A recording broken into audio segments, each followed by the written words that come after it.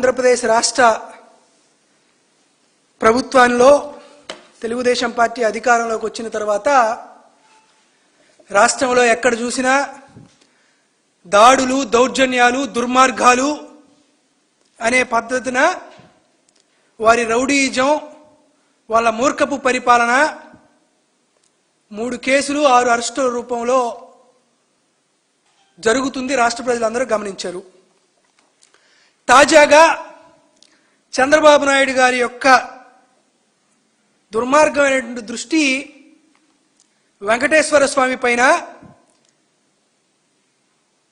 వారితో పాటు వారికి నిత్య కైంకర్యాలు చేస్తూ వారి దర్శనాన్ని తొలిసారి ఈ కలియుగంలో చూసుకున్నటువంటి యాదవుల పైన, వారి సామాజిక వర్గం పైన పడింది.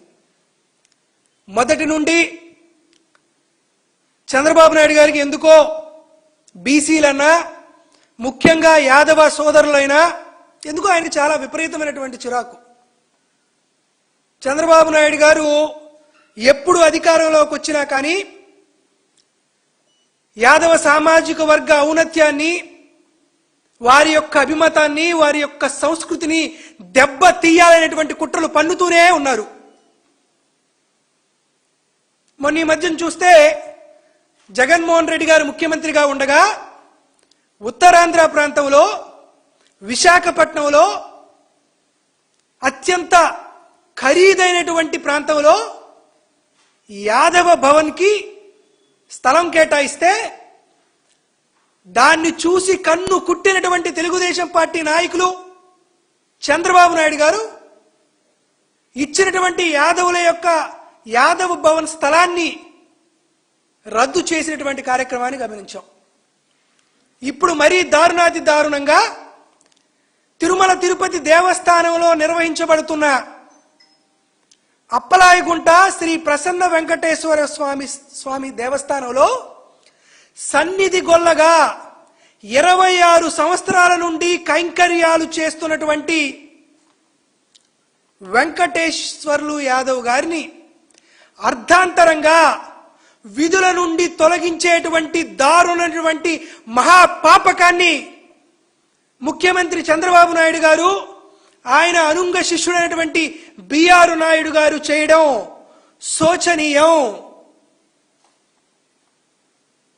ఈరోజు చంద్రబాబు నాయుడు గారిని అడుగుతున్నా, అయ్యా చంద్రబాబు నాయుడు గారు, మీరు కేవలం ఈ రాష్ట్రానికి ముఖ్యమంత్రే, కలియుగ ప్రత్యక్ష దైవంగా భావించబడేటువంటి శ్రీ వెంకటేశ్వర స్వామి ఈ ప్రపంచంలో ఎంతో మంది హిందూ సమాజం ఉంటే ఆ హిందూ సమాజంలో దాన ధర్మాలకు, నీతికి, నిజాయితీకి పేరుందన్నటువంటి సన్నిధి గొల్లగా యాదవ జాతికి, యాదవ సమాజానికి వెంకటేశ్వర స్వామి వరమిస్తే చంద్రబాబు నాయుడు గారు మీరు గుండెలు తీసినటువంటి బంటు కాకపోతే ఇటువంటి దుర్మార్గమైనటువంటి చర్య ఎందుకు తీసుకుంటున్నారు మీరు అంటున్నారు. గుడినే కాదు, గుడిలో లింగాన్ని కూడా మింగేటువంటి దారుణమైనటువంటి దుర్బుద్ధి కలిగినటువంటి మీరే ఇటువంటి నిర్ణయాలు తీసుకోగలుగుతారు. సాక్షాత్ వెంకటేశ్వర స్వామి యాదవ సమాజానికి ఇచ్చినటువంటి అత్యంత ప్రీతి పాత్రమైనటువంటి వరాన్ని మీరు కేవలం మీ నోటి మాటతో సన్నిధి గొల్ల కైంకర్యాల నుంచి వైదొలగమని వెంకటేశ్వర యాదవ్ గారికి చెప్పడం, మీరు యాదవ సమాజం మీదే కాదు మొత్తం హైందవ జాతిపైనే మీరు దాడి చేస్తున్నారని మేము భావిస్తున్నాం.